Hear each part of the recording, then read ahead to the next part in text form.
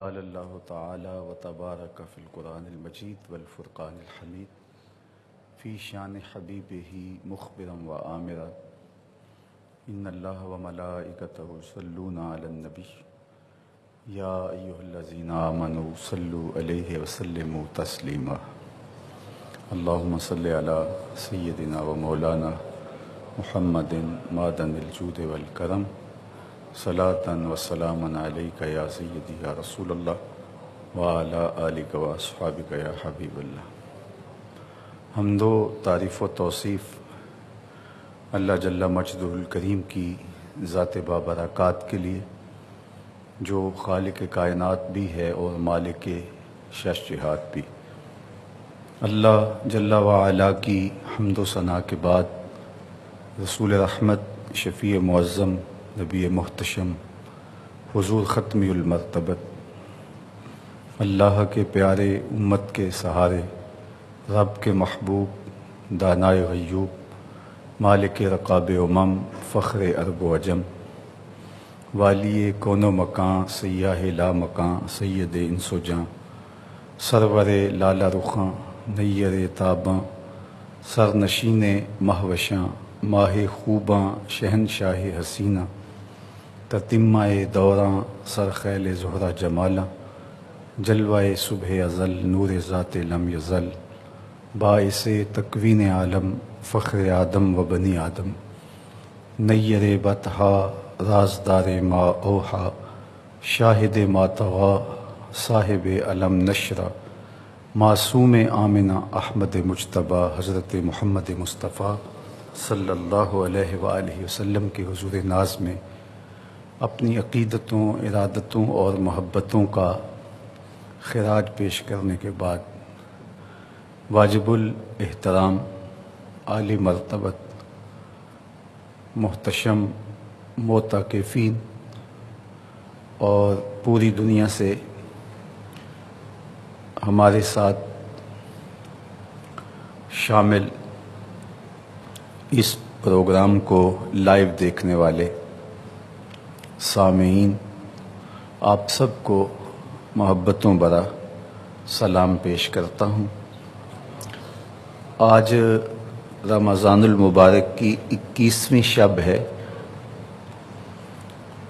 اور سیدنا امیر المومنین، خلیفۃ المسلمین، حضرت علی المرتضیٰ رضی اللہ تعالی عنہ کی شہادت 21 رمضان المبارک کو ہوئی۔ اس مناسبت سے آج انہی کے حوالے سے گفتگو عرض کرنے کی سعادت پائیں گے۔ اللہ تعالی زبان پر سچ جاری رکھے اور ہم سب کو حضرت سیدنا علی المرتضیٰ رضی اللہ تعالی عنہ کی روحانیت کی برکتیں نصیب فرمائے۔ آقا کریم علیہ السلام نے جب اعلان نبوت فرمایا تو جن 3 لوگوں نے سب سے پہلے اسلام قبول کیا، ان میں حضرت خدیجۃ الکبریٰ رضی اللہ تعالی عنہا، حضرت سیدنا علی المرتضیٰ رضی اللہ تعالی عنہ اور حضرت سیدنا صدیق اکبر رضی اللہ تعالی عنہ کا نام نامی اس میں گرامی آتا ہے۔ اس بات پر علماء کے اندر بحث موجود ہے کہ ان 3 میں سے سب سے پہلے کس نے قبول کیا، تو بہرحال جو تطبیق کی وہ بڑی خوبصورت ہے کہ خواتین میں سب سے پہلے حضرت خدیجۃ الکبریٰ رضی اللہ تعالی عنہا ام المومنین نے اسلام قبول کیا، اور مردوں میں سے سب سے پہلے حضرت سیدنا صدیق اکبر رضی اللہ تعالی عنہ نے اسلام قبول کیا، اور بچوں میں حضرت سیدنا علی المرتضیٰ رضی اللہ تعالی عنہ نے اسلام قبول کیا۔ حضرت علی المرتضیٰ رضی اللہ تعالی عنہ کی زندگی عظیمت بھری زندگی ہے۔ کعبے میں آپ کی ولادت ہوتی ہے اور مسجد میں آپ کی شہادت ہوتی ہے، اور یہ اعزاز پوری کائنات میں کسی اور کو نصیب نہیں ہوا۔ کسیرا میسر نہ شد این سعادت، بکعبہ ولادت بمسجد شہادت۔ حضرت سیدنا علی المرتضیٰ رضی اللہ تعالی عنہ حضور کے چچا زاد بھائی لگتے ہیں۔ حضور کی صاحبزادی سیدنا علی المرتضیٰ رضی اللہ تعالی عنہ کے نکاح میں ہے، اور سیدہ فاطمہ رضی اللہ تعالی عنہ کا نکاح حضرت سیدہ فاطمہ سلام اللہ علیہ کا نکاح حضرت سیدنا علی المرتضیٰ رضی اللہ تعالی عنہ سے بحکم ربی ہوا ہے۔ تو یہ ایسا اعزاز ہے جو انہیں حاصل ہوا، اور اتنی بڑی شان۔ پھر خلفائے راشدین میں چوتھے خلیفہ راشد قرار پائے۔ عشرہ مبشرہ میں آپ کا نام نامی اس میں گرامی شامل ہے۔ صحابی رسول بھی ہیں اور اہل بیت رسول میں بھی اس میں گرامی ہے۔ چادر تطہیر اور اہل کسا میں حضرت سیدنا علی المرتضیٰ رضی اللہ تعالی عنہ شامل ہیں۔ اعزاز و تکریم، وقار و عظمت، رفعت اور قربت رسول کا اعزاز جو سیدنا علی المرتضیٰ رضی اللہ تعالی عنہ کو حاصل ہوا، وہ انہی کا مقسوم ہے۔ آقا کریم علیہ السلام نے جو کلمات ارشاد فرمائے سیدنا علی المرتضیٰ رضی اللہ تعالی عنہ کے لیے، محبت برے کلمات، ان میں حضور کا جو ان کے ساتھ پیار ہے اس کو آپ ملاحظہ کر سکتے ہیں۔ حضرت نبی اکرم صلی اللہ علیہ وآلہ وسلم کا فرمان حضرت برا بن عازب رضی اللہ تعالیٰ عنہ سے مروی ہے کہ حضور علیہ السلام نے ارشاد فرمایا سیدنا علی المرتضیٰ رضی اللہ تعالیٰ عنہ کے لیے، انت منی و انا منکا، علی تو مجھ سے ہے اور میں تجھ سے ہوں۔ یہ کمال محبت اور بے پناہ الفت کے ثبوت کے لیے، اس کے بیان کے لیے بولا جاتا ہے۔ تو فرمایا علی تو مجھ سے ہے اور میں تجھ سے ہوں۔ حضرت نبی اکرم صلی اللہ علیہ وآلہ وسلم نے حضرت علی المرتضیٰ رضی اللہ تعالی عنہ کو اپنا بھائی قرار دیا۔ جیسا میں نے عرض کیا کہ وہ چچا زاد بھائی تھے حضور کے، یہ رشتہ تو موجود تھا ہی، لیکن جب مکہ سے لوگ ہجرت کر کے مدینہ المنورہ آئے تو حضور نے ایک مہاجر کو ایک انصاری صحابی کا بھائی بنا دیا، جسے مواخات مدینہ کہا جاتا ہے، تاکہ یہ مفلوق الحال لوگ اپنا گھر بار، بچے اور اپنا ساز و سامان چھوڑ کے آ گئے ہیں،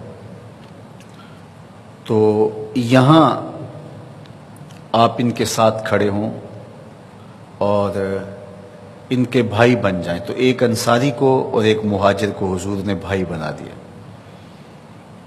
تو آخر میں حضرت علی المرتضیٰ رضی اللہ تعالی عنہ رہ گئے، جن کو کسی مہاجر کے ساتھ مواخات قائم حضور نے اس طرح نہیں فرمائی۔ تو حدیث پاک میں آتا ہے کہ وہ آئے اور ان کی آنکھوں میں آنسو تھے، اور عرض گزار ہوئے کہ حضور آپ نے ہر ایک کو کسی کا بھائی بنا دیا ہے اور مجھے کسی کا بھائی نہیں بنایا۔ تو آقا کریم نے کمال شفقت کرتے ہوئے جو ارشاد کیا، ذرا ان لفظوں کے اندر جو محبت ہے اور سیدنا علی المرتضیٰ رضی اللہ تعالی عنہ کے ساتھ حضور کا تعلق کی خاطر ہے، حضور کی قربت جو نے میسر ہوئی، اس کا یہ خوبصورت بیان ہے۔ آقا کریم نے فرمایا انت اخی فی الدنیا والآخرہ، علی تو دنیا میں بھی میرا بھائی ہے، آخرت میں بھی میرا بھائی ہے۔ تو یہ حضور نے حضرت سیدنا علی المرتضیٰ رضی اللہ تعالی عنہ کے لیے کلمات ارشاد کیے۔ ایسا نہیں تھا کہ انصار مدینہ کی تعداد تھوڑی تھی اور مہاجرین کی تعداد زیادہ ہو گئی تھی، اور حضرت علی المرتضیٰ رضی اللہ تعالی عنہ کے لیے کوئی انصاری صحابی رہا نہیں تھا تو حضور نے کہا چلو میں تمہیں اپنا بھائی بنا لیتا ہوں۔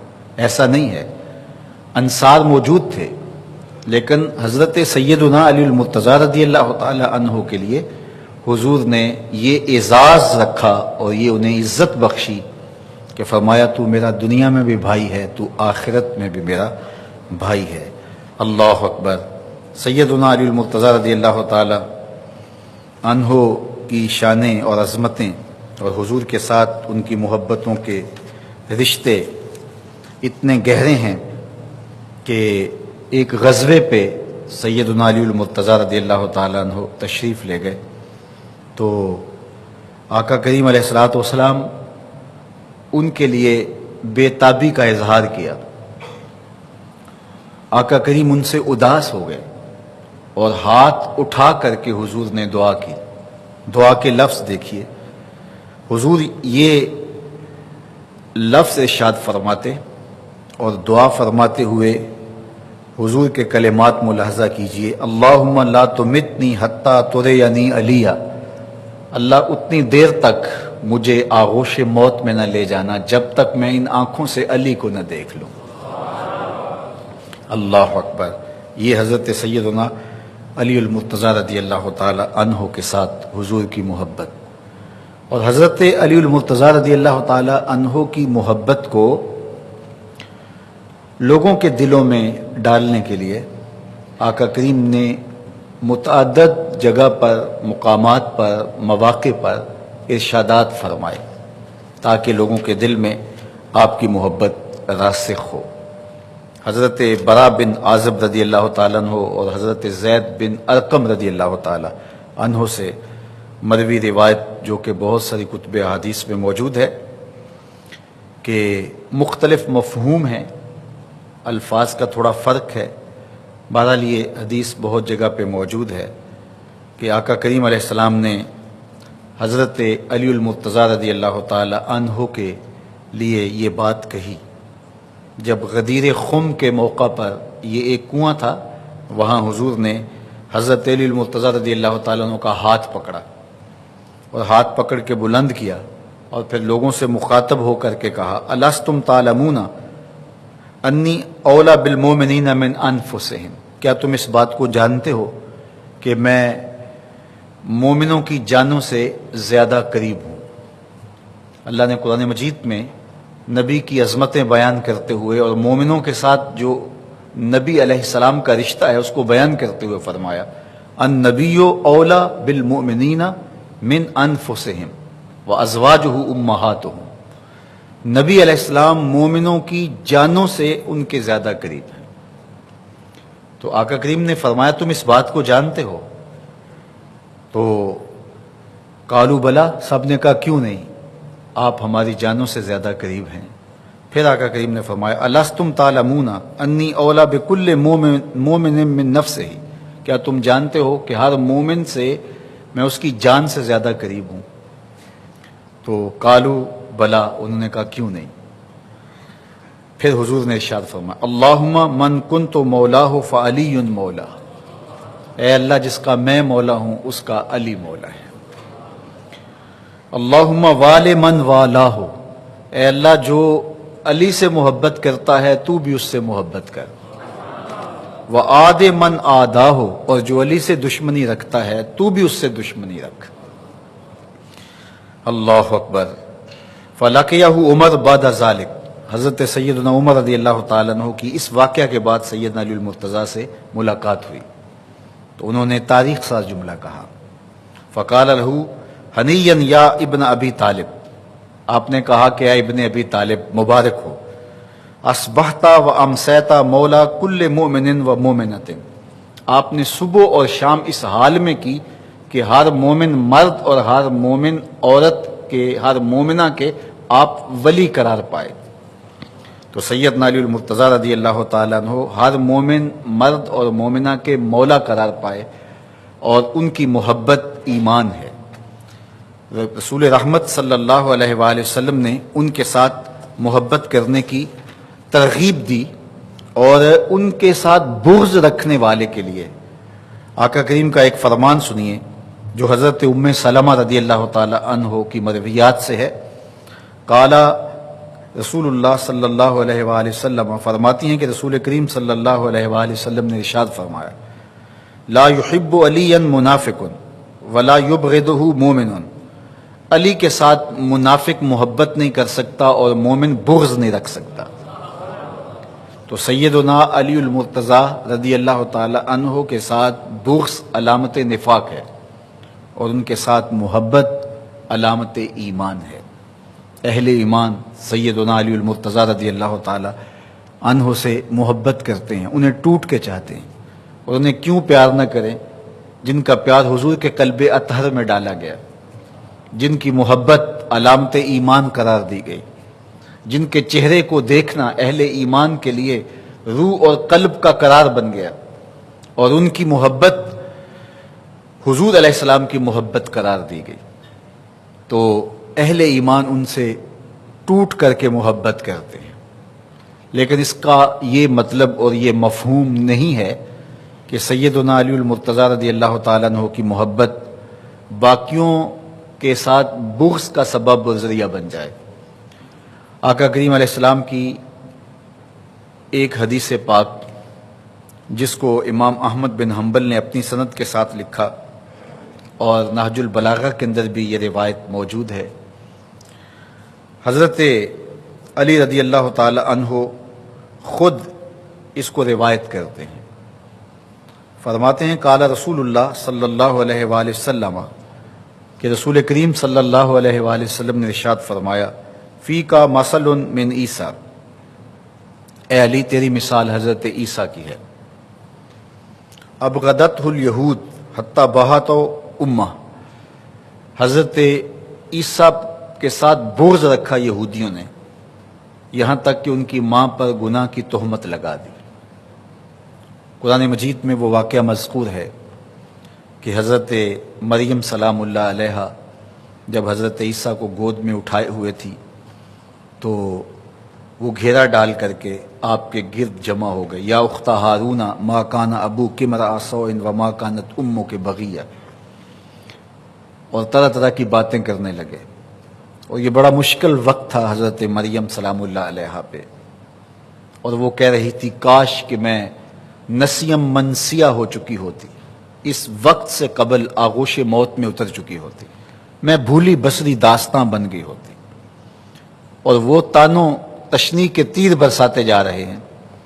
خیر اللہ نے حضرت مریم سلام اللہ علیہا کو کہا کہ اپنے بیٹے کی طرف اشارہ کیجئے، تو انہوں نے کہا کہ میں روزے سے ہوں، اور حضرت عیسیٰ کی طرف اشارہ کیا۔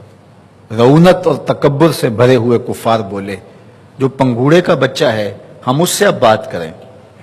تو حضرت عیسیٰ علیہ السلام آغوش مادر میں تھے، تو انہوں نے کپڑا ہٹایا اپنے زانوں سے، اور پھر اس پر اپنا دایاں ہاتھ رکھا، اور کفار کی آنکھوں میں آنکھیں ڈال کر اللہ کے نبی نے کلام کیا، انی عبد اللہ آتانی الکتاب وجعلنی نبیا، میں اللہ کا بندہ ہوں، اللہ نے مجھے کتاب بھی دی ہے اور نبی بھی بنایا ہے۔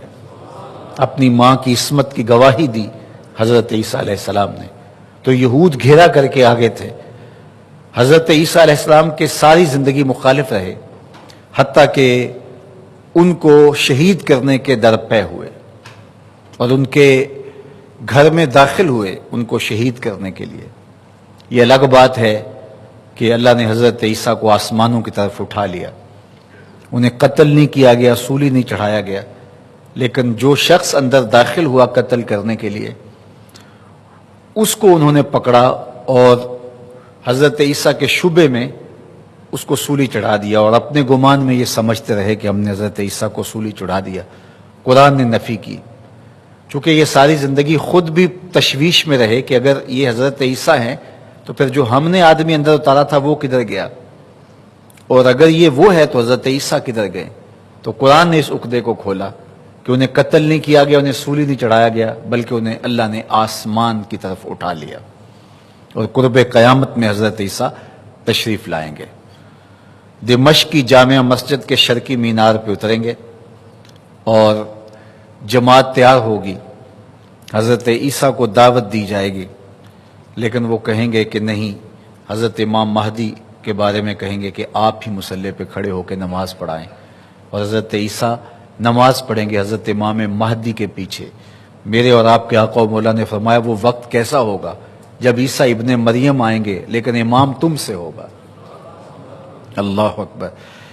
تو حضرت عیسیٰ پر تہمت لگائی، حضرت عیسیٰ کے قتل کے درپے ہوئے، ان کی والدہ پہ تہمتیں لگائیں، ساری زندگی ان کی مخالفت کی، تو یہود شدت کے ساتھ حضرت عیسیٰ علیہ السلام کی مخالفت میں رہے۔ تو کہا تیری مثال بھی حضرت عیسیٰ کی ہے کہ ایک طبقہ تیرے ساتھ بغض رکھے گا، دشمنی رکھے گا، جس طرح حضرت عیسیٰ علیہ السلام کے ساتھ بغض اور دشمنی لوگوں نے رکھی، اے علی تیرے ساتھ بھی لوگ بغض اور دشمنی رکھیں گے۔ حتیٰ بہت امہ وَأَحَبَّتْهُ النَّصَارَى، اور حضرت عیسیٰ علیہ السلام سے نصارہ نے محبت کی، عیسائیوں نے پیار کیا۔ حتیٰ انزلوہ بمنزلۃ التی لیست لہ، اور اتنا اوپر چڑھا دیا کہ جو ان کا منصب نہیں تھا، انہیں الہ قرار دے دیا، اقانیم ثلاثہ میں سے ایک اقنوم قرار دے دیا۔ انہوں نے کہا تین وجود مل کر کے الہ تشکیل پاتا ہے معاذ اللہ، تو ان میں حضرت عیسیٰ علیہ السلام کو ایک اقنوم قرار دیا، تو انہیں معبود کے مقام پہ کھڑا کر دیا۔ وہ اللہ کا پیغام لے کر آئے تھے، اللہ کی توحید کا پیغام لے کر آئے تھے، لوگوں کو اللہ کی چوکھٹ پہ جھکانے کے لیے آئے تھے، لیکن عیسائیوں نے اس قدر مبالغہ کیا کہ حضرت عیسیٰ چونکہ بن باپ پیدا ہوئے تھے تو انہوں نے ان کو معبود کہہ دیا، الہ کہہ دیا۔ تو یہود گمراہ ہوئے بغض میں، دشمنی میں، اور نصارہ گمراہ ہوئے محبت میں۔ تو حضور نے فرمایا اے علی تیری مثال بھی حضرت عیسیٰ والی ہے، تیرے معاملے میں بھی آ کے دو لوگ برباد ہوں گے، ایک بغض رکھ کے برباد ہوں گے، ایک محبت کر کے برباد ہوں گے۔ اب حضرت علی المرتضیٰ فرماتے ہیں ثم قال، پھر حضرت علی المرتضیٰ نے فرمایا کہ مجھے حضور نے جو کہا کہ یہلک فی رجلان، کہ علی تیرے معاملے میں بھی آ کے دو لوگ ہلاک ہو جائیں گے، دو طبقے ہلاک ہو جائیں گے، دو طرح کے افراد برباد ہو جائیں گے۔ محب مفرط یکرزنی بما لیس فی، ایک محبت میں بہت آگے بڑھ جانے والے اور میرے بارے وہ کہنے والے جو میں نہیں ہوں۔ حتیٰ کہ ایک طبقے نے حضرت علی المرتضیٰ رضی اللہ تعالی عنہ کو بھی الہ کے مقام پہ بٹھا دیا اور علی اللہ کا نعرہ لگایا۔ تو کہا ایک طبقہ وہ ہے جو تیری محبت میں گمراہ ہو جائے گا اور وہ کہے گا جو اے علی تم نہیں ہو۔ وَمُبْغِضٌ يَحْمِلُهُ شَنَعَانِ عَلَىٰ أَن يَبْهَتَنِي، اور دوسرا طبقہ وہ ہے کہ جو بغض کے اندر، دشمنی کے اندر، عداوت کے اندر اور گمراہی کے اندر اتنا بڑھ جائے گا کہ تیرے ساتھ وہ معاملہ کرے گا جس طرح حضرت عیسیٰ علیہ السلام کے ساتھ قوم نے کیا، اور بغض و عناد کے اندر بھرے ہوئے ان کی ماں پر بھی تہمت لگائی۔ تو اے علی تیرے ساتھ بھی کچھ لوگ بغض رکھیں گے، دشمنیاں رکھیں گے۔ اب یہ ایک ترازو ہے جس میں ہم اپنے آپ کو تول سکتے ہیں۔ کہیں ایسا تو نہیں کہ حضرت علی المرتضیٰ رضی اللہ تعالیٰ عنہ کا نام آئے تو ہماری طبیعتوں میں بے چینی اور اضطراب پیدا ہونے لگے، ان کا نام ہمیں گوارا نہ ہو۔ اور یہ بھی ہم سوچیں کہ کہیں ایسا تو نہیں کہ حضرت علی المرتضیٰ رضی اللہ تعالی عنہ کا نام ہمیں محبت کے اس مقام پہ بٹھا دے کہ حضرت علی المرتضیٰ رضی اللہ تعالی عنہ کو وہ درجہ ہم دیں جو ان کا درجہ نہیں ہے، جو ان کا مقام نہیں ہے۔ تو ہمیں اس ترازو میں اپنے آپ کو تولنا پڑے گا اور دیکھنا پڑے گا۔ نہج البلاغہ کے اندر بھی جو حضرت علی المرتضیٰ رضی اللہ تعالیٰ عنہ کے خطبات اور فرامین پر مشتمل کتاب ہے، اور مشکات میں بھی جو ہے وہ امام احمد بن حنبل کی مسند کے اندر بھی یہ روایت موجود ہے۔ تو اس کو اگر ہم لوگ معیار بنا لیں اور اس پر غور و تدبر کریں تو بہت سارے تفرقے مٹ سکتے ہیں اور بہت ساری چیزیں جو ہیں وہ ختم کی جا سکتی ہیں۔ تو حضرت علی المرتضیٰ رضی اللہ تعالیٰ عنہ کی مثال حضرت عیسیٰ والی مثال ہے، یہودی گمراہ ہوئے بغض رکھ کے اور عیسائی گمراہ ہوئے محبت کی فراوانی میں اور محبت میں غلو کر کے۔ تو غلو بھی بربادی کا سبب ہوا اور بغض اور دشمنی بھی بربادی کا سبب ہوا۔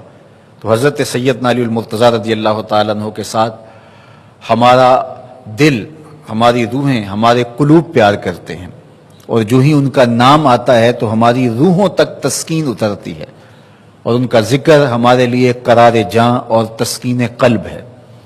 اور دوسری جانب حضرت علی المرتضیٰ رضی اللہ تعالی عنہ کی محبت اگر ہمارے سینوں کا نور ہے، ہماری روحوں کا قرار ہے، ہمارے باطن کا اجالا ہے اور ہمارے من کی تسکین کا سبب ہے، تو حضرت سیدنا علی المرتضیٰ رضی اللہ تعالی عنہ کے یاروں کی محبت، اصحاب رسول کی محبت، اصحاب ثلاثہ کی محبت، عشرہ مبشرہ کی محبت، مہاجرین و انصار کی محبت، حضور کے ہر غلام کی محبت ہمارے لیے قرار قلب اور تسکین جاں اور راحت دل ہے۔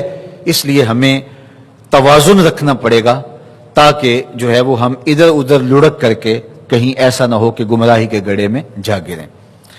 اللہ اکبر۔ حضرت سیدنا علی المرتضیٰ رضی اللہ تعالیٰ عنہ کی عظمتیں، آپ کی رفتیں، آپ کو عطا کی گئی شانیں، آپ کے امتیازات اور آپ کی عظمتوں اور رفتوں کے جلی عنوانات، اگر اس پر گفتگو کی جائے تو ساری رات بھی بیت جائے لیکن ہم احاطہ نہیں کر سکتے۔ جتنے فضائل، جتنے مناقب کتب احادیث میں سیدنا علی المرتضیٰ رضی اللہ تعالیٰ عنہ کے موجود ہیں، شاید کسی کے اتنے مناقب موجود ہوں۔ علماء نے، محدثین نے بہت احادیث جمع کی آپ کے مناقب پر، آپ کے فضائل پر، پھر آپ کو جو اللہ نے صلاحیتیں عطا کی تھیں، علم کا جو نور عطا کیا تھا، مدینۃ العلم کے دروازے قرار پائے، دار الحکمہ کے دروازے قرار پائے، اللہ نے ان کو جو شجاعت کا جوہر عطا کیا تھا، جو تیغ کے دھنی تھے، جتنے غزوات لڑے گئے ہیں، حضرت علی المرتضیٰ رضی اللہ تعالیٰ عنہ کی خدمات اگر دیکھیں تو جتنے کفار مقتول ہیں، ہر جنگ کا آپ نقشہ دیکھیں تو آپ کو ان مقتولین میں سے زیادہ حضرت علی المرتضیٰ کی تلوار سے تڑپتے ہوئے دکھائی دیتے ہیں۔ وہ تیغ ذوالفقار، اللہ اکبر، جب وہ تیغ بغاں نیام سے باہر آتی تو آوازہ بلند ہو رہا ہوتا، لا فتح الا علی، لا سیف الا ذوالفقار۔ اللہ اکبر۔ وہ سیدنا علی المرتضیٰ رضی اللہ تعالیٰ عنہ کی شانیں، حکمت، دانائی، عدل و انصاف۔ آپ کو جو دور ملا تو وہ انتہائی اس وقت انتشار کا زمانہ تھا، جس حکمت کے ساتھ، جس دانائی کے ساتھ امور سلطنت آپ نے نپٹائے ہیں، اور جو عرصہ آپ نے ان شورش اور ہنگاموں کے اندر اسلام کے احیاء کے لیے اور اسلام کی سربلندی کے لیے جو وقت آپ نے گزارا ہے، ان مشکلات پر جس حکمت اور جس دانائی کے ساتھ قابو پایا ہے، چونکہ فتنے پورے زور پر تھے جب حضرت علی المرتضیٰ رضی اللہ تعالی عنہ تخت خلافت پہ بیٹھتے ہیں، تو جن دانائیوں کے ساتھ، جن حکمتوں کے ساتھ، جس بصیرت کے ساتھ، جس حکمت عملی کے ساتھ، جس سیاست کے ساتھ حضرت علی المرتضیٰ نے ان فتنوں پہ قابو پایا، اگر حضرت علی المرتضیٰ کی جگہ کوئی اور ہوتا تو آج جو ہے وہ یہ شکل نہ ہوتی جو ہم دیکھ رہے ہیں۔ اگرچہ ان فتنوں کے اثرات بد آج بھی امت پر موجود ہیں اور امت تشتت و افتراق میں موجود ہے، لیکن وہ اس کا حجم کتنا بڑا ہوتا اگر حضرت علی المرتضی رضی اللہ تعالیٰ عنہ اس موقع پہ موجود نہ ہوتے۔ اللہ نے آپ کو دانائی، بصیرت، معاملہ فہمی کا جو نور عطا کیا تھا وہ آپ کا حصہ تھا۔ آپ کے اقوال حکمت اگر ہم دیکھیں تو حضرت علی المرتضی ایک بہترین مدبر کے طور پہ ہمارے سامنے آتے ہیں۔ انسانی زندگی کے رویے کتنے خوبصورت ہونے چاہیے اور ہمیں معاملات میں کس طرح ہونا چاہیے، ہمارا خلق کے ساتھ اور خالق کے ساتھ تعلق و ربط کیا ہونا چاہیے، عاقل ہمارے مخاطبین ہوں، بے وقوفوں سے ہمارا پالا پڑے تو ہمارا رویہ اور طرز معاشرت اور طرز زندگی کیا ہونا چاہیے، یہ حضرت سیدنا علی المرتضی رضی اللہ تعالیٰ عنہ سے سیکھا جا سکتا ہے۔ میں آخر میں آپ کے بصیرت افروز اور حکمت سے بھرے ہوئے کچھ اقوال آپ کے سامنے رکھنا چاہوں گا، اور وہ کہتے ہیں کہ نمونہ ایک بہت بڑے ڈھیر سے ایک نمونے کے طور پہ وہ چند آپ کے اقوال حکمت جس سے آپ کو اندازہ ہو سکے، اور پھر ان اقوال کی روشنی کے اندر ہم اپنی زندگی کے شب و روز کو بھی مرتب کر سکیں۔ سیدنا علی المرتضی رضی اللہ تعالیٰ عنہ کا انداز دیکھیے اور ان کی حکمت بری باتیں سنیے۔ آپ نے بڑی خوبصورتی کے ساتھ ایک بات ارشاد فرمائی کہ خالط الناس مخالطتاً ان متم ماہ بقو علیکم۔ آپ نے فرمایا کہ لوگوں کے ساتھ تمہارا رہنے کا رویہ کیا ہونا چاہیے، تمہارا انداز معاشرت کیا ہونا چاہیے۔ زندگی تو گزارنی ہے تو کس طرح سے تم لوگوں کے ساتھ زندگی بسر کرو، تو فرمایا لوگوں کے ساتھ تمہاری زندگی اس خوبصورتی کے ساتھ گزرے کہ جب تم لوگوں کے درمیان رہو تو لوگ تمہارے ساتھ رہنا اعزاز و تکریم سمجھیں، تمہارے ساتھ رہنا ان کے لیے خوشی و مسرت کا سبب ہو، اور اگر تم انتقال کر جاؤ تو وہ تمہاری کمی کو محسوس کریں اور تڑپ اٹھیں تمہاری جدائی سے اور رونے لگیں تمہارے مفقود ہونے سے۔ تو کہا اگر تم موجود ہو تو تمہاری موجودگی ان کے لیے خوشی کا سامان ہو، راحت کا سبب و ذریعہ ہو، اور اگر تم انتقال کر جاؤ تو وہ تمہیں یاد کر کے روئیں اور تمہاری کمی شدت کے ساتھ محسوس ہو۔ ایسے لوگ بھی ہوتے ہیں کہ جو موجود ہوتے ہیں تو ان کی موجودگی کا کوئی احساس نہیں ہوتا کہ کوئی ہے، اور چلے جاتے ہیں تو ان کی کمی واقع نہیں ہوتی۔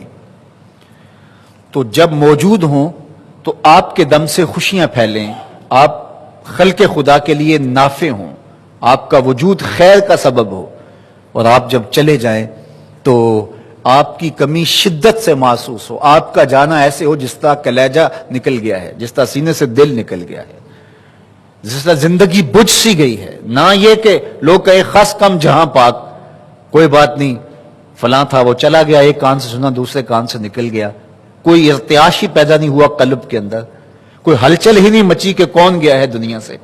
تو کہا کہ اس طرح دنیا سے رہو، دنیا پہ رہو کہ تمہارا رہنا محسوس ہو اور تمہارا رہنا لوگوں کے لیے نافع ہو، تمہارا وجود مسرتیں بانٹتا ہو، خوشیاں دیتا ہو، اور جب تم دنیا سے جاؤ تو تمہاری کمی محسوس کی جائے، لوگ اداس ہو جائیں، جی نہ لگے، زمانہ اداس ہو جائے تمہارے جانے سے۔ وہ کسی نے کہا تھا دنیا اتے بندیاں رکھ تو ایسا بین کھلون، دنیا اتے بندیاں رکھ تو ایسا بین کھلون، تو ہووے تے جگ ہسے تو جاویں تے دنیا دلوں کی رون۔ تو یہ حضرت علی المرتضی رضی اللہ تعالی عنہ کہ اس قول کا ہی ترجمہ میاں صاحب نے کیا۔ حضرت سیدنا علی المرتضی رضی اللہ تعالی عنہ کا ایک قول حکمت اور دیکھیے، فرماتے ہیں کہ اذا قدرت ان عدوک فجعل الفقر عنہ شکرا للقدرت علیہ، جب تو دشمن پر قابو پالے، کوئی تیرے مخالف کھڑا ہو، تجھے نقصان پہنچانے کے درپے ہو، ہر وقت اس کی طرف سے تجھے خطرہ لاحق رہتا ہو، پھر اللہ تجھے یہ طاقت دے دے، توانائی دے دے کہ تو اس دشمن کے اوپر قابو پالے، تو یہ کتنی بڑی بات ہے۔ جس نے ناک میں دم کر رکھا ہو، جو لمحہ لمحہ رکاوٹیں کھڑا کرتا ہو، جو اذیتیں تیرے راستے کے اندر پھیلا دیتا ہو، جان چھوٹی اس دشمن پر غالب آ گئے، قابو پا لیا، تو اس پر اللہ کا شکر ادا کرنا چاہیے تو حضرت علی المرتضیٰ رضی اللہ تعالیٰ عنہ فرماتے ہیں کہ شکر ادا کرنے کا طریقہ کیا ہوگا؟ ذرا غور کیجئے. جو دشمن تیرے لیے اذیت کا سبب بن جائے اور وہ دشمن ہر وقت تیری زندگی کو اجیرن بنا کے رکھے، اللہ تجھے توفیق دے کہ تو اس دشمن پر قابو پا لے اور دشمن پر غالب آ جائے، تو تیرے اوپر لازم ہے کہ پھر تو شکر ادا کرے.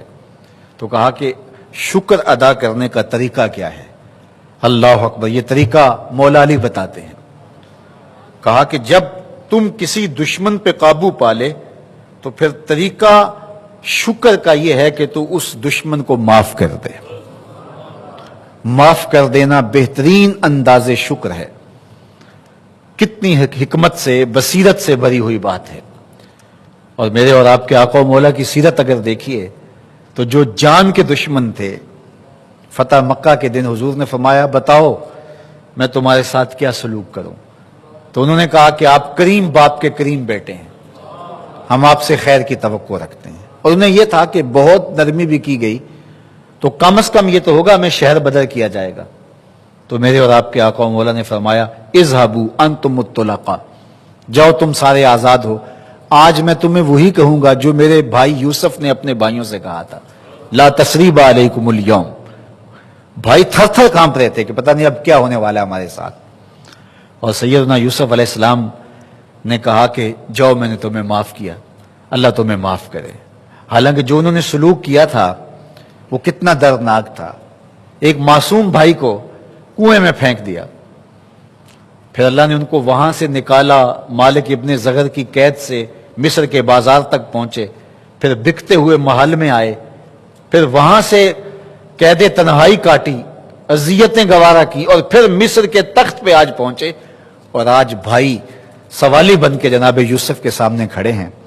تو حضرت یوسف علیہ السلام ان سے پوچھتے ہیں کہ جب انہوں نے کہا کہ ہمارے اوپر صدقہ بھی کیجئے، ہمارا باپ بوڑھا ہے اور وہ پہلے ہی ایک بھائی کے صدمے سے اذیت میں مبتلا ہے، اب بنیامین بھی آپ کے پاس آ گئے تو ہمارے پہ رحم کیجئے. جب رحم کی بھیک مانگنے لگے تو حضرت یوسف علیہ السلام نے کہا کہ تم جانتے ہو کہ تم نے اپنے بھائی کے ساتھ کیا کیا؟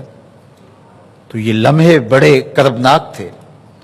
ایک دم وہ ٹھٹک گئے کہ یہ کہانی عزیز مصر کو کیسے معلوم ہے؟ یہ تو ہمارے بھائیوں کے درمیان کہانی، ہم نے اپنے باپ کو بھی بتائی کہ باپ سے جدا کرنے والے یوسف کو ہم لوگ تھے، اور یہ عزیز مصر کیا بول رہے؟ کہا تم جانتے ہو کہ تم نے اپنے بھائی کے ساتھ کیا کیا تھا؟ تو وہ ایک دم خوف، استفسار، حیرت، عجیب کیفیات تھی ان کی. اور کبھی جناب یوسف علیہ السلام کو دیکھتے، کبھی انہیں تاریک کنواں یاد آتا، اور اپنے بھائی کو جب پھینک رہے تھے وہ منظر آنکھوں کے سامنے گھوم جاتا. اور ایک دم انہیں لگا اور کہا کہ کیا آپ ہی یوسف تو نہیں ہیں؟ قال انا یوسف، کہا میں ہی یوسف ہوں. اللہ اکبر. اب جس بھائی کو پھینکا تھا آج عزیز مصر کی شکل میں ان کے سامنے تھا، تو ان کا رواں رواں کانپ رہا تھا کہ اب ہمارے ساتھ ہونے والا کیا ہے. تو حضرت یوسف علیہ السلام نے انتظار بھی نہیں کروایا کہ اچھا تمہیں بتاتا ہوں تمہارے ساتھ کیا کرنا ہے. اس کرب سے بھی نہیں گزارا، اس تکلیف سے بھی نہیں گزارا. کہا تم نے جو کیا سو کیا، جاؤ تم آزاد ہو، میں یوسف تمہیں معاف کرتا ہوں اور اللہ سے بھی تمہاری معافی کا طلبگار ہوں. تو حضرت علی المرتضیٰ فرماتے ہیں کہ جب تم قابو پالو دشمن کے اوپر تو شکر کا بہترین انداز کیا ہے کہ تم اسے معاف کر دو. اللہ اکبر. سیدنا علی المرتضیٰ رضی اللہ تعالیٰ عنہ کے اقوال حکمت اگر ہم دیکھیں تو ایک بڑی خوبصورت بات انہوں نے زہد کے حوالے سے کہی ہے. زہد یہ ہے کہ دنیا کی محبت دل سے نکل جائے اور خواہشات ختم ہو جائیں. دنیا ہاتھ سے نکل جائے تو بندہ فقیر ہو جاتا ہے، مفلس ہو جاتا ہے، لیکن دنیا دل سے نکل جائے تو بندہ اللہ کا ولی بن جاتا ہے. خواہش دنیا ختم ہو. ضرورت دنیا تو موجود ہے، پینے کے لیے پانی ہمیں چاہیے ہے، کھانے کے لیے ہمیں کھانا چاہیے ہے، لباس چاہیے ہے، رہنے کے لیے مکان اور دیگر ضروریات زندگی ہمیں چاہیے ہیں. لیکن جب یہ خواہشات بن جاتی ہیں اور خواہشات سے آگے بڑھ کے جنون کی حد تک انسان کو چاہنے لگ جاتا ہے تو پھر وہ گمراہیوں کے گڑھوں میں گر جاتا ہے، پھر حلال حرام کی تمیز بھی اٹھ جاتی ہے۔ تو دولت ہاتھ سے نکل جائے، ہاتھ سے نکلے تو بندہ مفلس ہوتا ہے، لیکن دل سے نکلے تو پھر مفلس نہیں ہوتا، پھر اللہ کا ولی بن جاتا ہے۔ اب غنا، دنیا کی محبت کو دل سے نکال دینا، زہد اختیار کرنا، زاہد دنیا بن جانا، یہ کیا ہے؟ تو سیدنا علی المرتضیٰ رضی اللہ تعالی عنہ کا اس حوالے کے ساتھ قول حکمت دیکھیے، کتنی خوبصورت آپ نے اس کی تشریح کی۔ حضرت سیدنا علی المرتضیٰ فرماتے ہیں افضل الزہد اخفاء الزہد، سب سے افضل زہد یہ ہے کہ زہد کو بھی چھپایا جائے، زہد اس طرح اختیار کیا جائے کہ زہد وجہ تشہیر نہ بنے کہ میں جی تارک دنیا ہوتا ہوں، تارک دنیا ہونے کے باوجود بھی اس کو مخفی رکھا جائے چونکہ اس کے معاملے قلب انسانی سے ہیں۔ تو یہ بہترین زہد کی شکل ہے۔ تو اس ایک 3-4 حروف اور 3-4 لفظوں کا یہ حضور کا قول ذرا دیکھیے، یہ زندگی کی کتنی بڑی حقیقت کو بیان کرتا ہے کہ ہم دنیا میں رہ کر کے دنیا کی ضرورتوں سے اپنے آپ کو جوڑے بھی رکھیں گے، لیکن ہمارا دل خدا کی یاد سے غافل نہیں ہوگا اور زہد کا حقیقی روپ ہمیں میسر ہوگا۔ اور یہ بہترین زہد ہے کہ آپ زہد بھی اختیار کریں اور زہد اختیار کرنے کی ریاکاری سے بھی بچیں اور اس کو بھی مخفی رکھیں اس انداز سے کہ جو ہے وہ کسی کو معلوم نہ ہونے پائے۔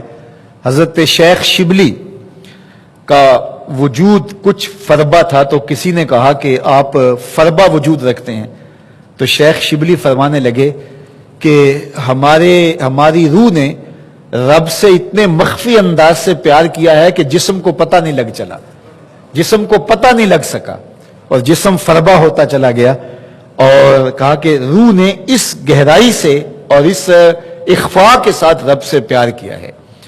تو حضرت سیدنا علی المرتضیٰ رضی اللہ تعالیٰ عنہ کا یہ قول کہ بہترین زہد اخفاء زہد ہے۔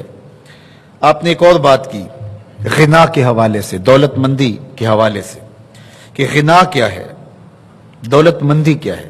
تو سنیے ذرا آپ کا قول، اشرف الغنا ترک المنا، بہترین غنا کیا ہے؟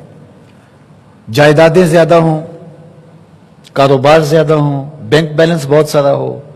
کون بندہ سب سے بڑا دولت مند ہے؟ جس کے پاس جو ہے وہ دنیا کی فلاں فلاں فلاں فلاں نعمتیں ہوں، وہ ٹاپ 10 میں شمار ہوتا ہو تو وہ سب سے بڑا غنی کہلائے گا، سب سے بڑا دولت مند صاحب ثروت کہلائے گا؟ نہیں، سیدنا علی المرتضیٰ رضی اللہ تعالیٰ عنہ فرماتے ہیں کہ اشرف الغنا، سب سے اشرف افضل بہترین غنا اور دولت مندی وہ ہے ترک المنا، کہ آرزویں ختم کر دی جائیں۔ جب آرزویں اور تمنائیں ختم ہو جائیں گی تو پھر انسان جس حالت میں بھی ہوگا وہ غنی ہوگا۔ تیری آرزو ہے کہ ہو میری دعا پوری، اقبال کہتا ہے تیری آرزو ہے کہ ہو میری دعا پوری، میری دعا ہے کہ تیری آرزو بدل جائے۔ تیری دعا ہے کہ ہو میری آرزو پوری، میری دعا ہے کہ تیری آرزو بدل جائے۔ تو جب آرزو ہی بدل گئی تو زندگی کا حسن نصیب ہو گیا، ورنہ جتنا بھی مل جائے انسان صابر شاکر نہیں رہتا۔ فرمایا ابن آدم کو اگر 2 وادیاں مل جائیں سونے کی تو وہ آرزو کرے گا کہ تیسری بھی میسر آ جائے۔ کھرب پتی ہونے کے باوجود نفس کی کمینگی ختم نہیں ہوتی۔ اور بہترین غنا کیا ہے، اشرف الغنا کیا ہے؟ کہ انسان کا دل تمناؤں سے خالی ہو جائے، آرزوؤں سے دل خالی ہو جائے۔ جو مل گیا تو ٹھیک، نہ ملا تو پھر بھی ٹھیک۔ وہ کسی گاڑی کے پیچھے لکھا تھا مل جائے تو روزی، نہ ملے تو روزہ۔ تو یہ اگر کیفیت نصیب ہو جائے کہ یار اگر مل جائے تو یا اللہ تیرا واہ واہ شکر ہے کہ تو نے مجھے دے دیا، اور اگر نہ ملا تو کہا مالک تیرا شکر ہے تو مجھے صبر عطا کرنا۔ حضور سے کہا گیا، اللہ نے اپنے محبوب سے کہا محبوب اگر تو چاہے تو یہ بتہا مکہ سونے اور چاندی کے بنا دیں۔ تو فرمایا جب یہ، تو حضور علیہ السلام نے اپنے رب سے عرض کی کہ مالک میں تو چاہتا ہوں ایک دن کھانا ملے اور ایک دن فاقہ کاٹوں۔ جس دن کھانا ملے تیرا شکر ادا کرو، جس دن فاقہ کاٹے اس دن صبر کرو۔ تو بہترین غنا کیا ہے کہ انسان کے دل سے آرزوؤں کا اور تمناؤں کا نکل جانا۔ سیدنا علی المرتضی رضی اللہ تعالیٰ عنہ نے اپنے بیٹے حضرت امام حسن رضی اللہ تعالیٰ عنہ کو ایک نصیحت فرمائی۔ اپنے فرزند کبیر حضرت حسن المجتبی رضی اللہ تعالیٰ عنہ کے نام آپ کی ایک وصیت ہے، ذرا سن لیجئے۔ آپ کی وساطت سے حضرت علی المرتضی کی نسبی اور معنوی اولاد سب کے لیے یہ نصیحت ہے۔ آپ نے فرمایا یا بنیہ، اے میرے بیٹے، احفظ انی اربعا و اربع، کہ میرے سے 4 چیزیں یاد کر لو اور 4 یاد کر لو، یعنی 8 چیزیں ہیں جو میں تمہیں بتانا چاہتا ہوں، تم میرے سے ان کو حفظ کر لو، ان کو یاد کر لو۔ آپ بھی کوشش کریں کہ ان چیزوں کو ہم اچھی طرح سے اپنے حافظے میں محفوظ کر لیں اور اپنی زندگی کے نظم و نسق کو اس کے مطابق ڈھالنے کی کوشش کریں۔ انسان جو اپنے بیٹے کو وصیت کرتا ہے وہ اس کے تجربات کا نچوڑ ہوتی ہے اور کمال محبت کے ساتھ اس کی سراسر بھلائی مقصود ہوتی ہے، اور باپ وہ وصیت اپنے بیٹے کو کرتا ہے۔ اور یہاں وصیت کرنے سے قبل کتنے پیار بھرے انداز میں یا بنیہ، یہاں یا بنیہ تصغیر ہے لیکن یہ محبت کے لیے ہے، اے میرے پیارے بیٹے، یا بنیہ، اے میرے بیٹے، احفظ انی اربعا و اربعا، میں تمہیں 4 چیزیں بیان کرتا ہوں اور 4 چیزیں اس کے ساتھ جڑی ہوئی ہیں، تو یہ 8 چیزیں تم یاد کر لو۔ لا یضرک ما عملت معہن، اگر یہ تیرے عمل کا حصہ بن جائیں تمہیں زندگی میں کبھی نقصان نہیں ہوگا، زندگی میں تم شر سے بچے رہو گے، برائی سے بچے رہو گے، نقصان سے بچے رہو گے، تمہارا باطن تمہارا ظاہر اچھا رہے گا اگر ان 4 چیزوں کو 4 چیزوں کے ساتھ جوڑ کر کے اپنے عمل کا حصہ بنا لو۔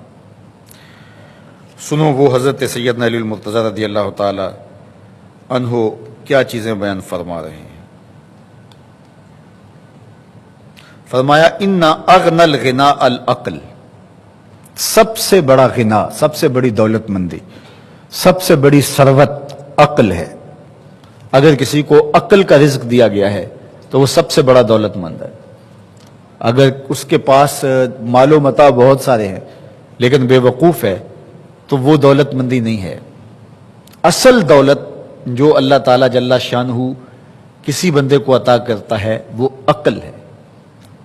سیدنا علی المرتضی رضی اللہ تعالیٰ عنہ کا ایک اور قول ہے اسی عنوان سے، آپ نے فرمایا کہ ردینا بقسمت الجبار لنا العلم وللجہال مالو، ہم اللہ کی تقسیم پہ راضی ہیں، اس نے ہمیں علم کی دولت ارزانی کی اور جاہلوں کو مال دیا۔ تو علم کے ساتھ مال مل جائے تو بہت بڑی سعادت ہے، اور علم کے بغیر مال خرابی لاتا ہے۔ تو اس لیے حضرت سیدنا علی المرتضی رضی اللہ تعالیٰ عنہ اپنے بیٹے کو نصیحت کرتے ہیں کہ سب سے بڑا غنا، سب سے بڑی دولت، سب سے بڑی ثروت جو عطا کی گئی ہے انسان کو وہ عقل ہے۔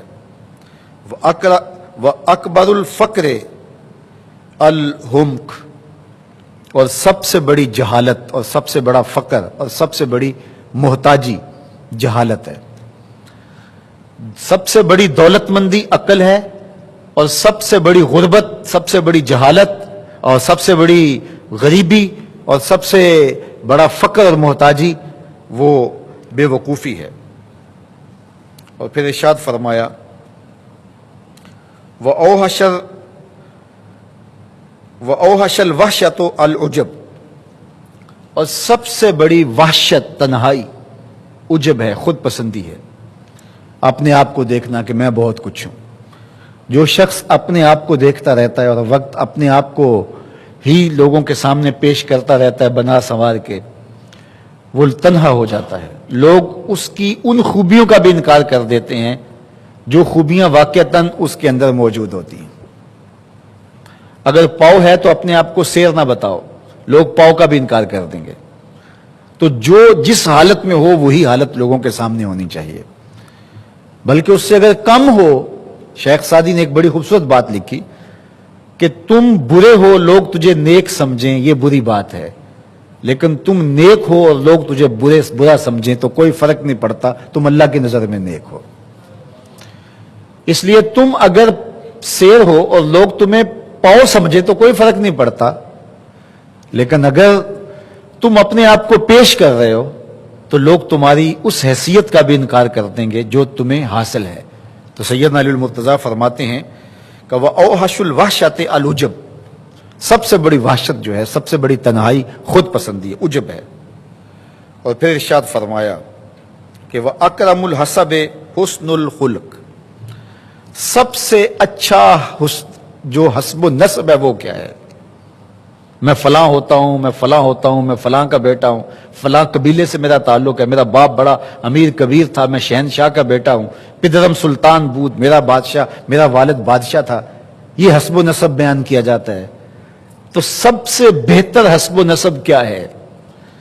سنو سیدنا علی المرتضیٰ کیا فرما رہے ہیں کہ فلاں شہنشاہ کا فرزند ہوں، فلاں دولت مند کا فرزند ہوں، فلاں عالم کا بیٹا ہوں، فلاں مفتی کا بیٹا ہوں، فلاں جو ہے وہ رئیس شہر کا فرزند ہوں.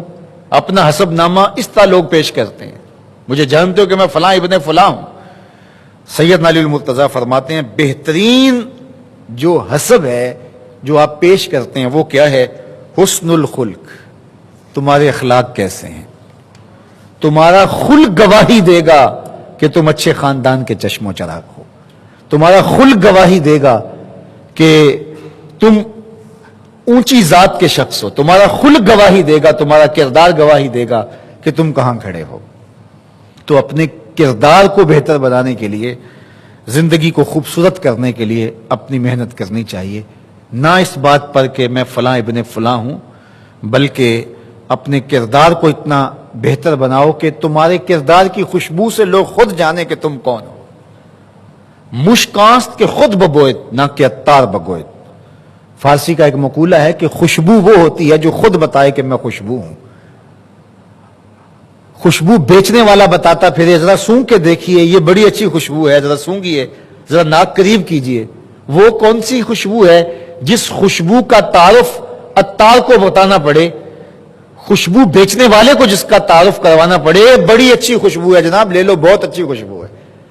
تو فارسی والے کہتے ہیں خوشبو آنست کہ خود ببوئت، خوشبو خود بتا دیتی ہے کہ میں خوشبو ہوں، عطار نہیں بتاتا کہ میں خوشبو ہوں.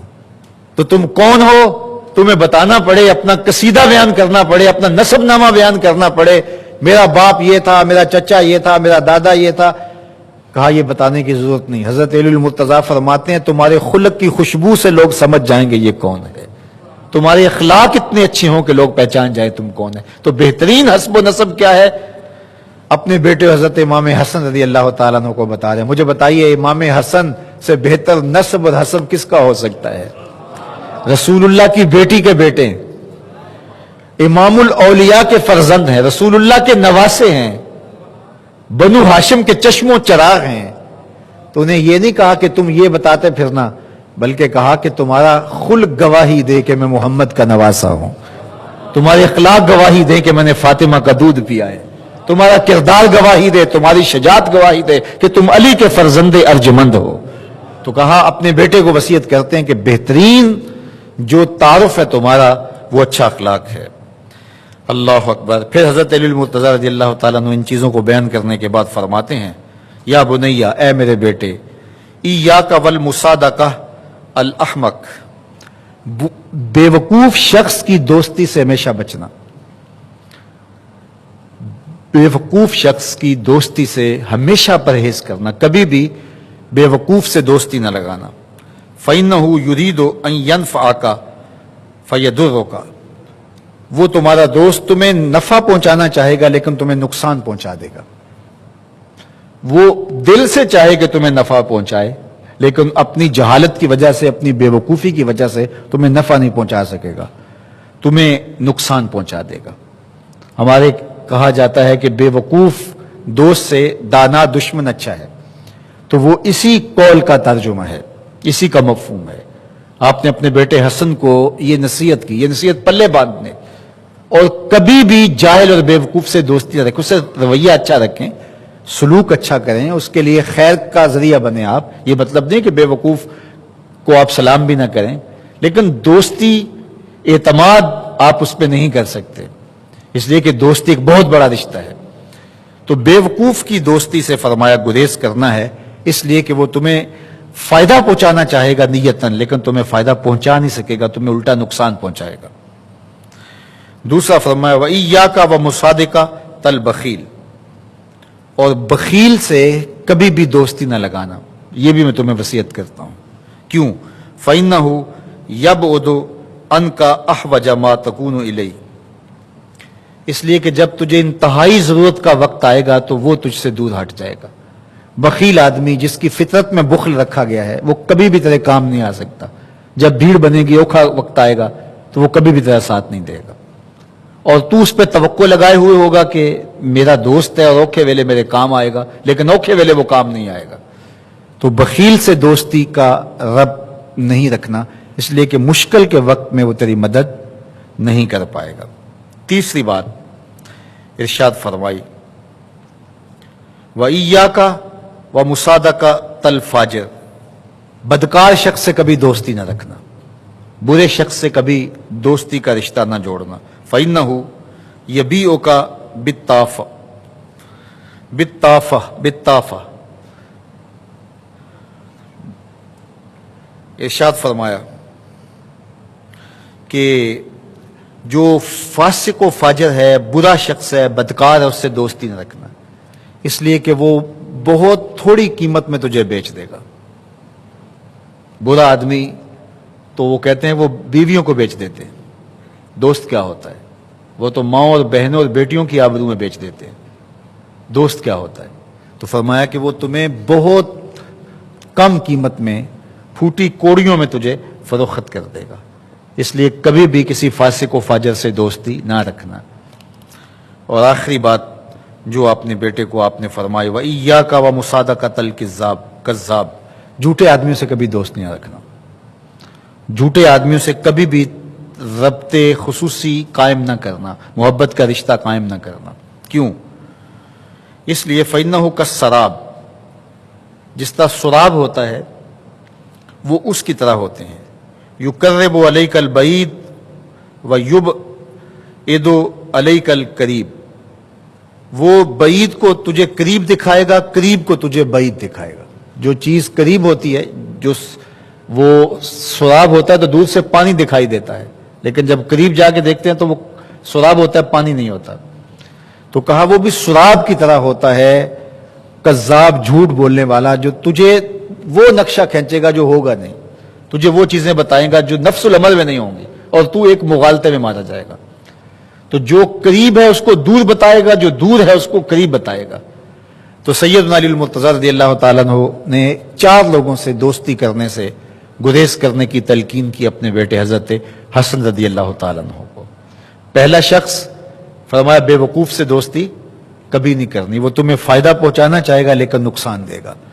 دوسری بات یاد رکھیں کہ آپ نے کہا بخیل سے دوستی نہیں کرنی، جب بھیڑ بنے گی، اوکھا ویلا آئے گا، وہ تیری مدد نہیں کر پائے گا۔ اور تیسری چیز ارشاد فرمائی کہ فاسق و فاجر سے دوستی نہیں رکھنی، وہ تیری آبرو بیچ دے گا، تجھے بہت سستے میں بیچ دے گا، فروخت کر دے گا۔ اور چوتھی چیز ارشاد فرمائی کہ جھوٹے سے دوستی نہیں رکھنی، جھوٹا آدمی تجھے قریب والی چیزیں دور دکھائے گا، دور والی چیزیں قریب دکھائے گا، اور تو مغالطے میں مارا جائے گا۔ یہ ہے حضرت سیدنا علی المرتضی رضی اللہ تعالی عنہ کے وہ اقوال نور جن کی گہرائی، گہرائی اور حکمت سے بھرے ہوئے یہ کلمات سے پھوٹتے ہوئے اجالے ہماری زندگی کو ایک اسلوب دیتے ہیں، اور آپ کی وسعت نظر، دقت نظر، یرف نگاہی کا پتہ دیتے ہیں کہ کس قدر معاشرتوں اور معاشرتوں کے رویوں کو، لوگوں کے مزاج کو اور لوگوں کے معاملات کو حضرت سیدنا علی المرتضی رضی اللہ تعالیٰ عنہ سمجھتے تھے۔ ذرا ان حکمت بھرے کلمات میں سے ایک کلمہ اور سن لیجئے اور دیکھیے کہ سیدنا علی المرتضی رضی اللہ تعالیٰ عنہ کیا فرما رہے ہیں۔ فرمایا کہ جو شخص شریف ہو جب وہ بھوک میں مبتلا ہو جائے، جب اس پر غربت آ جائے تو فرمایا اس سے ڈرو، اور دوسرا فرمایا کہ جو لعین ہو، لئیم ہو، کمزور ہو، اور جب اس کے پاس طاقت آ جائے تو اس سے بھی ڈرو۔ یعنی جو لئیم الفطرت شخص ہو، کمینہ ہو، تو جب اس کے پاس طاقت آ جاتی ہے تو وہ خطرناک ہو جاتا ہے، اور دوسری جانب جو شریف آدمی ہوتا ہے تو جب وہ بیچارہ مجبور ہو جاتا ہے تو پھر اس کے قہر و غضب سے بھی بچو، اس کے غصے سے بھی بچو۔ بعض اوقات کوئی شخص صاحب شرف ہوتا ہے لیکن حالات کے چکر میں پھنس جاتا ہے اور ایسی جگہ آ کے بیٹھ جاتا ہے کہ جہاں وہ کبھی بھی اپنے آپ کو بیٹھنا قبول نہیں کرتا، تو کوئی اس وقت ان کی عزت سے اگر کھیلنا چاہے تو وہ شخص خوددار ہوتا ہے، تو اس کی خودداری جب جاگتی ہے تو پھر وہ سخت نقصان کا سبب بن جاتا ہے۔ تو کوئی شخص صاحب منصب ہو، شریف النسب ہو، تو اگر کسی وجہ سے وہ کسی کمزور جگہ پہ آ گیا ہے تو اس کی کمزوری سے فائدہ اٹھانے کی کوشش نہ کرو اور اس کی آبرو سے کھیلنے کی کوشش نہ کرو، وہ سخت نقصان دہ ہوگا۔ اور اسی طرح جو شخص لئیم الفطرت ہے، کمینہ اور کمزور ہے، باطنی طور پہ کمزور ہے، اخلاقی طور پہ کمزور ہے، اور اس کو کوئی وقتی منصب آپ دے دیتے ہیں یا منصب مل جاتا ہے اس کو، تو پھر اس کی شر سے بھی بچنا پڑے گا، اس لیے کہ وہ اس منصب کو سنبھال نہیں پاتا اور اس کی کمینگی جو ہے وہ شر پھیلاتی ہے۔ تو یہ زندگی سکھانے والے اقوال ہیں۔ ہم زندگی میں بہت سارے معاملات کے اندر ٹھوکریں کھاتے ہیں، دھوکے کھاتے ہیں، تکلیفیں ہمیں پہنچتی ہیں، تو سیدنا علی المرتضیٰ رضی اللہ تعالیٰ میں بتاتے ہیں کہ کہاں سے بچ کے نکلنا ہے اور کن لوگوں کی قربت تمہارے لیے خیر کا سبب ہے اور کن لوگوں سے دور رہنا تمہارے لیے شر سے بچنے کا ذریعہ ہو سکتی ہے۔ تو آج 21 رمضان المبارک کی شب کو، جو کہ پاک رات بھی ہے، سیدنا علی المرتضیٰ رضی اللہ تعالیٰ عنہ کا تذکرہ نور ہمارے لیے تسکین قلب اور راحت جاں اور قرار باطن کا سبب ہوا۔ ہم ان کی زندگی کے مختصر حالات پر بھی ایک اجمالی سا تذکرہ سننے سنانے کا موقع پایا، اور آپ کی زندگی کا نچوڑ، آپ کے اقوال حکمت جن کے ذریعے سے ہم اپنی زندگیوں میں خوبصورتیاں لا سکتے ہیں، وہ بھی آپ کے سامنے رکھا۔ اللہ تعالیٰ جل شانہ ان کے مزید درجے بلند فرمائے۔ ان کو جو شانیں دی گئی ہیں وہ وراء الورا ہیں، اور ان کی عظمتوں اور ان کی رفتوں کا کوئی کنارہ ہی نہیں ہے۔ ہم ہیچ مداں کیا ان کے بارے میں کچھ بیان کر سکتے ہیں، اور ہم ہوتے کون ہیں کہ ہم یہ دعویٰ کر سکیں کہ ہم ان کے بارے میں بہت کچھ جانتے ہیں۔ ہمارے علم سیدنا علی المرتضیٰ رضی اللہ تعالی عنہ کی دہلیز کے پڑے ہوئے ذروں سے بھی جو ہے وہ کہیں کم ہیں۔ اللہ نے ان کو بصیرت کا جو نور دیا، علم کے جو اجالے دیے، اور جن عظمتوں کے مقام پہ انہیں فائز المرام کیا، علم کا یہ روشن چراغ اور باب مدینہ العلم اور باب دار الحکمہ اور داماد رسول زوج بطول ابو الحسنین حضرت علی المرتضیٰ رضی اللہ تعالیٰ عنہ 19 رمضان المبارک کو عبد الرحمن ابن ملجم ایک بدبخت کے خنجر سے زخمی ہوئے، اور 21 رمضان المبارک کو آپ کا وصال با کمال ہو گیا، آپ کی شہادت ہوئی۔ جب ابن ملجم کو پکڑ کے لایا گیا تو اس کا رنگ فک تھا اور خوف سے اس کے آنسو بہہ رہے تھے، تو حضرت سیدنا علی المرتضیٰ رضی اللہ تعالیٰ عنہ نے اپنے بیٹوں سے کہا کہ اس کو قید میں ڈال دو، اور جو یہ کھانے کے لیے مانگے اس کو دو، اور جو اس کی ضرورت ہے اس کو پورا کرو۔ اور اس نے میرے اوپر وار کیا ہے، اگر میری اس سے شہادت ہو جاتی ہے اور تم اسے قتل کرنا چاہو تو ایک ہی وار سے قتل کرنا، اس کو تکلیف نہ دینا، ہاتھ پاؤں نہ کاٹنا۔ اللہ اکبر۔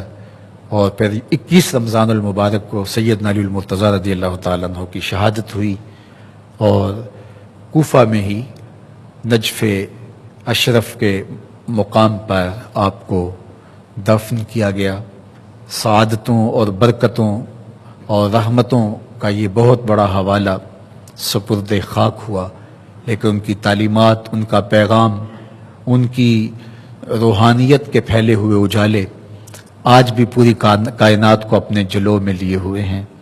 اللہ تعالیٰ ان کی برکتیں، ان کے وجود سے پھوٹتی ہوئی ضیائیں اور ان کی تعلیمات کے نورانی جلوے ہم سب کا مقسوم فرمائے اور دنیا آخرت کی بہاریں ہماری زندگی میں اتار دے۔ پوری دنیا پر ہمیں دیکھنے والے اور آپ سب لوگ، میں آپ سب سے مخاطبت کرتے ہوئے آپ کی دعاؤں کا طالب بھی ہوں اور آپ سے مرکز مصطفیٰ فیز 2 کے لیے بھرپور تعاون کا اور مدد کا بھی طالب ہوں۔ اللہ کے فضل سے، توفیق الہی سے، یہ مرکز مصطفیٰ فیض اول جس میں آپ تشریف فرما ہیں 10 سال کی مسلسل کوششوں کے بعد پایہ تکمیل کو پہنچا اور ہر طرح سے آبادیاں، برکتیں اور رحمتیں اللہ تعالیٰ جل شانہ نے اس مرکز کو نصیب فرمائیں۔ کتنے علماء، کتنے حفاظ یہاں سے علم کی تکمیل کرنے کے بعد مختلف جگہوں پہ پیغام حق کے ابلاغ کا ذریعہ بنے اور ہزاروں طلباء و طالبات یہاں سے اکتساب فیض، اکتساب علم کر رہے ہیں اور اللہ تعالیٰ جل شانہ نے اس مرکز کو پوری دنیا کے لیے رشد و ہدایت کا مرکز بنایا ہے۔ یہاں سے پھوٹنے والی ضیائیں اور پھیلنے والے اجالے کس قدر درماندہ راہ لوگوں کے لیے ایک روشنی کا مینار ثابت ہو رہے ہیں۔ اب آپ کے سامنے ہی ساری صورتحال ہے کہ یہ جگہ اپنی تمام تر وسعتوں کے باوجود تنگ دامانی کی شکایت کرتی ہے۔ اس سال مرکز میں قائم شدہ جامعۃ المصطفیٰ اور الکلیۃ المصطفیہ للبنات دونوں میں مزید داخلہ جات کی گنجائش نہیں ہے اور شوال مکرم میں ہم نے داخلے بھی کرنے ہیں، تو یہ ہمارے لیے ایک بڑا مشکل مرحلہ ہے۔ خیر، طلباء کے لیے تو ہم نے ایک کرائے پہ جگہ حاصل کر لی ہے اور نیا داخلہ ہوگا تو طلباء وہاں جائیں گے۔ طالبات کے لیے بہرحال مشکل موجود ہے، تو ہم نے سوچا کہ مرکز کا جو ہاسٹل جو مرکز کے حصے میں اور مرکز کے نقشے میں شامل ہے اس کو جلد تعمیر کر لیا جائے۔ ماضی میں یہ جگہ تعمیر ہوئی تو اس کو 10 سال لگے اور یہ ہاسٹل جو ہے یہ بہرحال حجم میں اس سے بڑا ہے، تو اگر رفتار یہ رہی تو اس کو تو پھر 15 سال لگیں گے، تو ہم تو متحمل نہیں ہیں، تو 1 سال 2 سال تو ہم کرائے پہ گزار سکتے ہیں اور اس کے بعد وہ جگہ بھی کم پڑ جائے گی اور آگے پھر داخلوں کے معاملات ہوں گے، تو ہم 2 سال کے اندر اندر اس ہاسٹل کو تعمیر کرنے کا ارادہ رکھتے ہیں۔ تو پوری دنیا کے اوپر میری آواز کو سننے والے اور آپ لوگ، آپ سے التماس ہے کہ 40 کروڑ روپے کی خطی رقم کے ساتھ یہ مرکز کا فیز 2 تعمیر ہوگا۔ انشاءاللہ لیلۃ القدر کے موقع پہ ہم سنگ بنیاد رکھنے جا رہے ہیں، تو آپ لوگ بھرپور تعاون کیجئے۔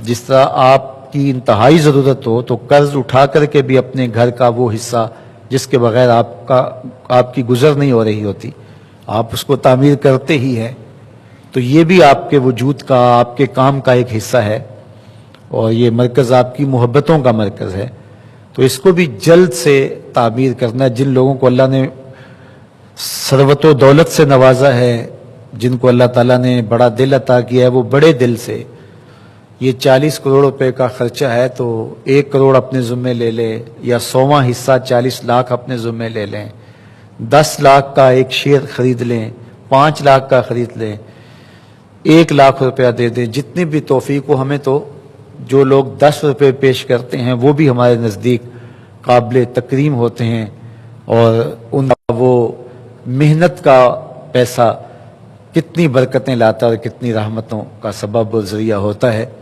تو اس بار بھرپور انداز سے فنڈنگ کرنی ہے. ہمارے پاس صرف اب 8-9 دن رہ گئے ہیں، تو ان 8-9 دنوں کے اندر بھرپور تعاون کر کے آپ نے مرکز مصطفیٰ کی اس تعمیر میں کم از کم اتنی رقم جمع ہو سکے کہ ہم عید کے فوری بعد کام کو تیزی سے آگے لے جا سکیں اور کام رکنے نہ پائے. اللہ کرے 2 سال کے اندر اندر اس کی تکمیل ہو اور جو رکاوٹیں ہیں وہ دور ہو جائیں. اللہ آپ کو مجھے اپنی کرم نوازیوں اور رحمتوں کے سائے میں رکھے. معتکف حضرات سے بالخصوص اور پوری دنیا کے اوپر سننے والوں سے بالعموم دعا کی التجا ہے کہ یہ ایک بہت بڑا ہدف ہے ہمارے سامنے. پوری دنیا کے اوپر لاکھوں لوگ ہیں ہمارے ملنے والے، بلکہ کروڑوں لوگ ہمارے سننے والے اور لاکھوں لوگ ہمارے سے ربط اور محبت کا رشتہ رکھنے والے موجود ہیں. اور عمومی طور پہ یہی دیکھ لیا جاتا ہے کہ اتنے لوگ ہیں تو لوگ کر ہی رہے ہوں گے تو میرے ایک سے کیا فرق پڑتا ہے. تو اس طرح اگر ہر کوئی سوچ لے تو پھر کس طرح کام ہوتے ہیں. تو ہر شخص اس کا جو حصہ بنتا ہے وہ اس مرکز کی تعمیر میں ضرور شامل کرے، چاہے وہ دعا کے لیے ہاتھ اٹھا کر کے ہی ہو. انشاءاللہ اللہ آسانیاں پیدا کرے گا. مجھے امید ہے کہ یہ 2 سال کے اندر ہی مکمل ہوگا. اللہ آپ سب کو سلامت رکھے. الحمدللہ رب العالمین والصلاة والسلام علی اشرف الانبیاء والمرسلین. اللہ اٹھے ہوئے ہاتھ، پھیلی ہوئی جھولیاں رحمتوں سے بھر دے، بخت کی بہاریں نصیب فرما دے، مقدر کی خزائیں رخصت کر دے. جئیں تو تیرے لیے، مریں تو تیرے دین کے لیے، زندگی کی آخری ہچکی تک تیرے رسول کے وفادار رہیں. ہر علت سے، ہر قلت سے، ہر ذلت سے رہائی عطا کر دے. اپنے پاک نبی کے در کی گدائی عطا کر دے. نفس و شیطان کے مکر و فریب سے، دجل و تلبیسات سے ہماری حفاظت فرما. اللہ تو کریم ہے، ہم سب کے حال پہ رحم فرما، باطن ستھرے کر دے. جتنے لوگ آئے ہیں سب کو خیر عطا کر دے. پوری دنیا کے اوپر جو بیٹھ کے ہمیں سن رہے ہیں، اللہ اپنے کرم سے سب کے گھروں میں برکتیں ڈال دے. اللہ سب کی حاجات کو پورا فرما. اس مرکز کو بہت جلد تعمیر کے مراحل سے گزار کے تکمیل کی منزل تک پہنچا دے. مرکز مصطفیٰ فیز اول میں جن لوگوں نے اپنا مال پیش کیا، اللہ ان کا قبول فرما. اور جو فیز 2 میں مرحلہ ثانی میں اپنی محبتیں پیش کرنے جا رہے ہیں، اللہ ان کو اتنا دینا کہ کمی واقعہ نہ ہونے پائے. خزانہ غیب سے ہماری مدد فرمانا، خزانہ غیب سے ہماری مدد فرمانا. اللہ ہمیں اپنی رحمتوں سے مالا مال فرمانا. وصلی اللہ تعالی علی نبی الامین وآلہ وسلم. انشاءاللہ